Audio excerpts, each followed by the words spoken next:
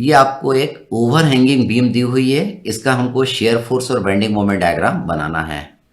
तो हम क्या करेंगे, पहले हम सपोर्ट पे रिएक्शन निकाल लेंगे, हम R1 और R2 की वैल्यू निकाल लेंगे। R1 R2 निकालना आप लोग जानते हैं। R1 R2 निकालने के लिए देखिए पहले हम यूडीएल का टोटल वेट निकाल लेते हैं। टोटल वेट कितना आएगा यूडीएल का, 10 × 5 दैट इज 50 न्यूटन आ जाएगा। ये 50 न्यूटन कहाँ पे लगेगा, 5 के बीच में लगेगा। इसको हमने कितना आएगा 5 का बीच, डेट इज 2.5 मीटर आएगा। तो हम क्या करें, हम सिग्मा एम को 0 कर दें। तो देखिए इसका मोमेंट यहाँ पे कितना आएगा 50 × 2.5। R2 का मोमेंट यहाँ पे आएगा R2 × 5। 3 का मोमेंट कितना आएगा 3 × 7। तो मैंने क्या किया, मैंने clockwise moment minus anti clockwise moment equal to 0 कर दिया। सिग्मा एम को 0 किया मतलब clockwise moment minus anti clockwise moment is equal to 0 कर दिया। जरूरी नहीं है आप एंटी क्लॉकवाइज मोमेंट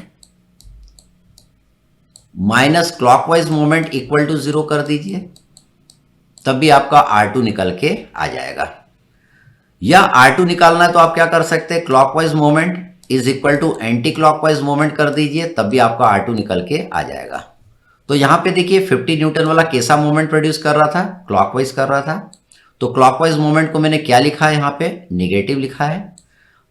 3 न्यूटन वाला भी कैसा मोमेंट प्रोड्यूस कर रहा था, R1 पे, ये भी क्लॉकवाइज मोमेंट प्रोड्यूस कर रहा था। तो क्लॉकवाइज मोमेंट को मैंने क्या लिया है, नेगेटिव लिया है। और R2 आपका एंटी क्लॉकवाइज मोमेंट प्रोड्यूस कर रहा था R1 पे, तो एंटी क्लॉकवाइज मोमेंट को मैंने पॉजिटिव लिया, इक्वल टू 0 किया। ठीक, तो आप ऐसा करेंगे तब भी आंसर आएगा, ऐसा करेंगे तब भी आंसर आएगा, ऐसा करेंगे तब भी आंसर आ जाएगा। तो इससे आपने R2 निकाल लिया। R2 आपका कितना आया 29.2 न्यूटन। R1 निकालना है, सिग्मा V को हम 0 कर देंगे, ऊपर की ओर लगने वाले फोर्सेस माइनस नीचे की ओर लगने वाले फोर्सेस। नीचे कौन से फोर्स लग रहे हैं, एक तो यूडीएल का वेट लग रहा है, that is 10 × 5 that is 50 Newton का यूडीएल का टोटल वेट है जो आपका नीचे की ओर लग रहा है। तो और 3 न्यूटन नीचे की ओर लग रहा है। इससे आप क्या निकाल लेंगे, R1 की वैल्यू निकाल लेंगे। तो R1 R2 आपका आ गया। तो R1 यहां पे मैं लिख देता हूं 23.8 न्यूटन, R2 मैंने लिख दिया 29.2 न्यूटन। अब हम पॉइंटों को नाम दे देते हैं। इस पॉइंट को हमने नाम दिया A और A1। A के ऊपर R1 को लेना है, A1 के ऊपर R1 को नहीं लेना है। इस पॉइंट को मैं 2 नाम दूंगा, B और B1। B के ऊपर R2 को लेना है, B1 के ऊपर R2 को नहीं लेना है। इस पॉइंट को मैंने नाम दिया C। इसके बाद मैं रेफरेंस लाइन लूंगा। तो पहले देखिए मैंने वर्टिकल रेफरेंस लाइन ली, फिर मैंने हॉरिजॉन्टल रेफरेंस लाइन ली। ये reference line shear force diagram बनाने के लिए, ये बेंडिंग मोमेंट डायग्राम बनाने के लिए। तो देखिए सी पे एक डाउनवर्ड फोर्स लग रहा है। डाउनवर्ड फोर्स के कारण हम शेयर फोर्स डायग्राम क्या बनाते हैं, पॉजिटिव बनाते हैं। तो यहां पे डाउनवर्ड को मैं कितना लिखूंगा, +3 न्यूटन लिखूंगा। यहां पे +3 न्यूटन का शेयर फोर्स आया। हम रेफरेंस लाइन के ऊपर चले जाएंगे 3 न्यूटन, आपको एक पॉइंट मिल जाएगा, इसको पिछले पॉइंट से मैं जोड़ दूंगा। अब B1 पॉइंट पे शेयर फोर्स निकालना, तो B1 पॉइंट के ऊपर नीचे तो कोई फोर्स नहीं लग रहा है, लेकिन राइट साइड एक 3 न्यूटन का लग रहा है जो कि डाउनवर्ड है, और डाउनवर्ड को हमको क्या लिखना है, पॉजिटिव लिखना है। तो B1 पॉइंट पे +3 न्यूटन का शेयर फोर्स आ गया। हम रेफरेंस लाइन के ऊपर चले जाएंगे 3 न्यूटन, आपको एक पॉइंट मिल जाएगा, इस पॉइंट को हम पिछले पॉइंट से जोड़ देंगे। अब B पॉइंट पे निकालेंगे तो R2 को भी लेना पड़ेगा और 3 को भी लेना पड़ेगा। R2 अपवर्ड है और अपवर्ड को देखिए निगेटिव लेना है हमको। तो B पॉइंट पे देखिए इन दोनों का मैंने एल्जेब्रिक सम किया, R2 का और 3 का, तो आपका आया -26.2 न्यूटन। यहां पे निगेटिव आ रहा है, हम रेफरेंस लाइन के नीचे आ गए। कितना नीचे आ गए, 26.2 न्यूटन हम नीचे आ गए, आपको एक पॉइंट मिल गया, इसको मैंने पिछले पॉइंट से जोड़ दिया। अब हमको A1 पॉइंट पे शेयर फोर्स निकालना, तो A1 के राइट साइड जितने भी वर्टिकल फोर्स लगेंगे वो यहां पे शेयर फोर्स प्रोड्यूस करेंगे। तो A1 के राइट साइड वर्टिकल फोर्स कौन लग रहा है, एक तो 3 न्यूटन का लग रहा है, एक आपका R2 लग रहा है, और तीसरा आपका पूरा यूडीएल लग रहा है। तो पूरा यूडीएल यहां पे कितना शेयर फोर्स प्रोड्यूस करेगा, ये पूरे यूडीएल के वेट के जितना शेयर फोर्स प्रोड्यूस करेगा। पूरे यूडीएल का वेट कितना आएगा, 10 × 5 दैट इज 50 न्यूटन इसका वेट आएगा। तो डाउनवर्ड फोर्स को मैं क्या लिखूंगा, पॉजिटिव लिखूंगा, और अपवर्ड फोर्स को मैं निगेटिव लिखूंगा। इन तीनों का देखिए मैंने एल्जेब्रिक सम कर दिया। इन तीनों का एल्जेब्रिक सम कितना है, +23.8 न्यूटन, ये पॉजिटिव आया। हम रेफरेंस लाइन के ऊपर चले जाएंगे, आपको एक पॉइंट मिल जाएगा 23.8 न्यूटन पे, और इसको मैं पिछले पॉइंट से स्ट्रेट लाइन से जोड़ दूंगा। इसके बाद आप ए पॉइंट पे शेयर फोर्स निकालेंगे, तो ए पॉइंट पे निकालेंगे तो R1 को भी लेना पड़ेगा, साथ में इन तीनों को तो लेना ही लेना है। तो जब ए पॉइंट पे R1 को लेंगे, R1 को R1 को क्या लेना है, निगेटिव लेना पड़ेगा। निगेटिव क्यों लेंगे, क्योंकि R1 आपका अपवर्ड लग रहा है। तो जब आपने ए पॉइंट पे R1 को निगेटिव लिखा और इन तीनों का अलजेब्रिक सम आपने कर दिया तो इक्वल टू 0 आ गया। तो यहां पे आप वापस इसको क्या करेंगे, नीचे मिला देंगे, तो आपका शेयर फोर्स डायग्राम इस तरीके का बना आपको नजर आएगा।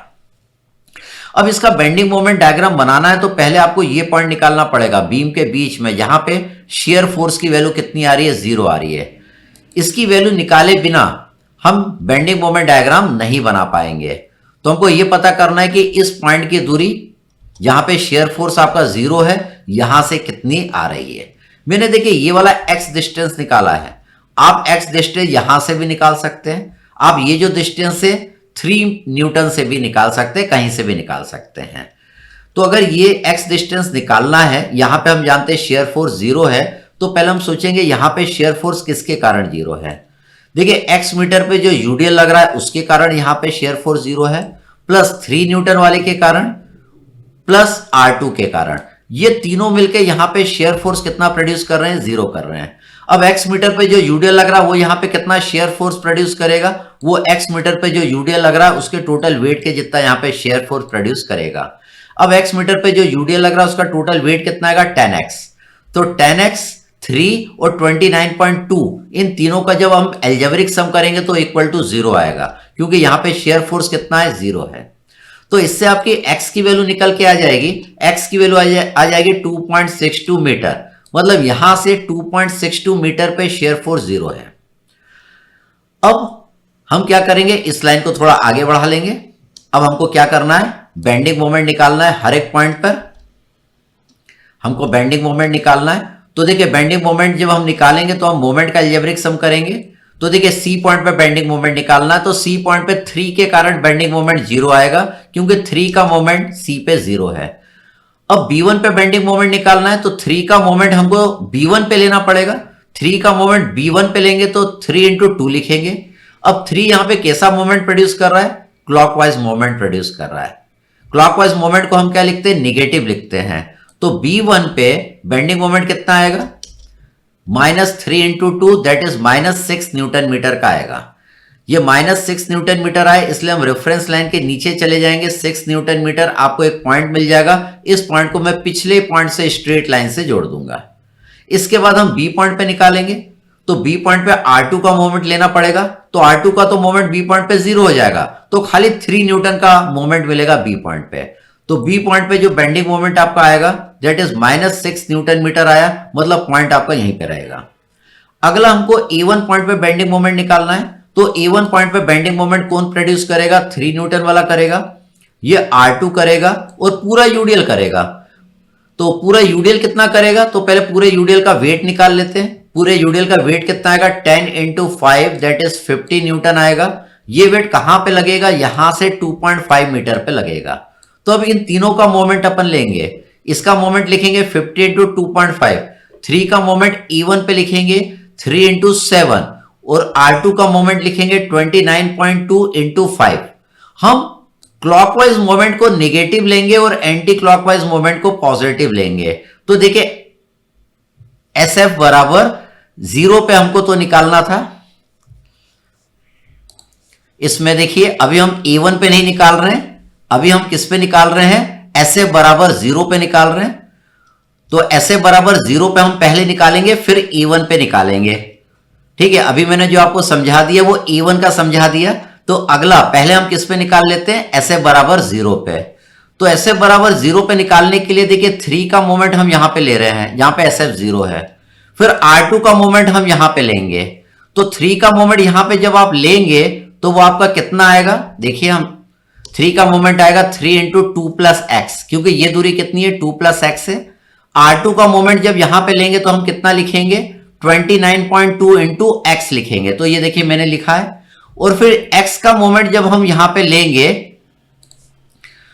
तो x मीटर पे जो यूडीएल लग रहा है उसका टोटल वेट निकालेंगे। इसका टोटल वेट कितना आएगा, 10x आएगा। और ये वेट कहां पे लगेगा, यहां से x/2 दूरी पर लगेगा। यहां से कितने दूरी पर लगेगा, x/2 दूरी पर लगेगा। तो देखिए x मीटर पे जो यूडीएल लग रहा है उसका भी मोमेंट आपने लिखा 10x इंटू x/2। तो SF जहां पे 0 है वहां पे इतना बेंडिंग मोमेंट आपका आएगा। तो इतना बेंडिंग मोमेंट आपका आया, तो हम क्या करेंगे, पॉजिटिव आया इसलिए हम रेफरेंस लाइन के ऊपर चले जाएंगे। आपको एक पॉइंट मिल जाएगा 28.3 न्यूटन मीटर पे। इसको हम पैराबोलिक कर्व से जोड़ देंगे। तो मैंने अभी SF बराबर 0 से यहां पे आपको समझाने लगा था A1 पे। अब अपन को A1 पे निकालना पड़ेगा। तो A1 पे हम 3 का मोमेंट लेंगे तो 3 इंटू 7 आ जाएगा। R2 का मोमेंट लेंगे तो 29.2 इंटू 5 आ जाएगा। पूरे यूडीएल का मोमेंट लेंगे तो पूरे यूडीएल का मोमेंट कितना आएगा, यूडीएल का वेट निकालेंगे 10 इंटू 5 इंटू 2.5 हम कर देंगे। तो A1 पे देखिए जो बेंडिंग मोमेंट आपका कितना आएगा, 0 आएगा। तो यहां पे 0 पे आपको एक पॉइंट मिल जाएगा, इसको पिछले पॉइंट से हम जोड़ देंगे। तो जितना A1 पे आएगा उतना ही आपका A पे आएगा। तो A पे बेंडिंग मोमेंट डायग्राम आपको टोटल इस तरीके से नजर आएगा। जितना A1 पे आएगा उतना ही A पे आएगा, क्योंकि यहां पे कोई कपल नहीं लग रहा है। तो आपको देखिए यहां पे एक पॉइंट मिला, इस पॉइंट पे आपको बेंडिंग मोमेंट कितना मिल रहा है, 0। इस पॉइंट को आपको निकालना पड़ेगा। इस पॉइंट को हम क्या बोलते हैं, पॉइंट ऑफ कॉन्ट्राफ्लेक्चर या पॉइंट ऑफ इन्फ्लेक्शन हम कहते हैं। तो इस पॉइंट को देखिए मैं ऊपर ले जा रहा हूं बीम पे। इस बीम पे यहां पे बेंडिंग मोमेंट आपका 0 आ रहा है। कहां पे 0 आ रहा है, यहां से x मीटर पे बेंडिंग मोमेंट 0 आ रहा है। तो यहां पे बेंडिंग मोमेंट किसके कारण 0 आ रहा है, 3 के कारण 0 आ रहा है, R2 के कारण 0 आ रहा है, और y मीटर पे जो यूडीएल लग रहा है उसके कारण 0 आ रहा है। तो इन तीनों के मोमेंट का एल्जेब्रिक सब हम क्या करेंगे, इक्वल टू 0 कर देंगे। तो देखिए जो पॉइंट ऑफ कॉन्ट्राफ्लेक्चर या पॉइंट ऑफ इन्फ्लेक्शन है उसके लिए मैंने इक्वेशन बनाई। 3 का जब मैं मोमेंट लूंगा यहां पे, 3 का जब मैं मोमेंट लूंगा इस पॉइंट पे, तो कितना लिखूंगा, 3 इंटू 2 प्लस वाई। निगेटिव क्यों लिखा, क्योंकि इसका मोमेंट कैसा आ रहा है, क्लॉकवाइज, और क्लॉकवाइज मोमेंट को हम क्या लेके चल रहे हैं, निगेटिव लेके चल रहे हैं। फिर देखिए R2 का मोमेंट यहां पे लिखा 29.2 इंटू वाई। इसका मोमेंट कैसा आ रहा है, यहां पे एंटी क्लॉकवाइज आ रहा है। एंटी क्लॉकवाइज मोमेंट को हमने क्या लिया है, पॉजिटिव लिया है। फिर यूडीएल का मोमेंट लेना पड़ेगा जो कि वाई मीटर पे लग रहा है। तो पहले यूडीएल का वेट निकालेंगे तो वो कितना आएगा, 10 इंटू वाई आएगा। तो y के बीच में लगेगा, y/2 पे लगेगा, तो 10y यूडीएल का टोटल वेट आ गया, इंटू y/2 कर दिया, इक्वल टू 0 आ गया। इससे आपकी y की वैल्यू निकल के आ जाएगी। इससे जो हमारी y की वैल्यू निकल के आएगी वो आपकी आएगी 5 मीटर और 0.24 मीटर आएगी। तो देखिए यहां से y कितना, 5 और कितना आ रहा है, 0.24 मीटर आ रहा है। तो y देखिए यहां से अगर आप देखेंगे 5 मीटर, यहां पे बेंडिंग मोमेंट आपका 0 मिल रहा है, और बीम के बीच में y की वैल्यू कितना आ रही है, ये 0.24 मीटर आ रही है, जहां पे बेंडिंग मोमेंट की वैल्यू कितनी आ रही है, 0 आ रही है। तो आपने दोनों वैल्यू निकाल ली, जहां पे बेंडिंग मोमेंट आपको कितना मिल रहा है, 0 मिल रहा है।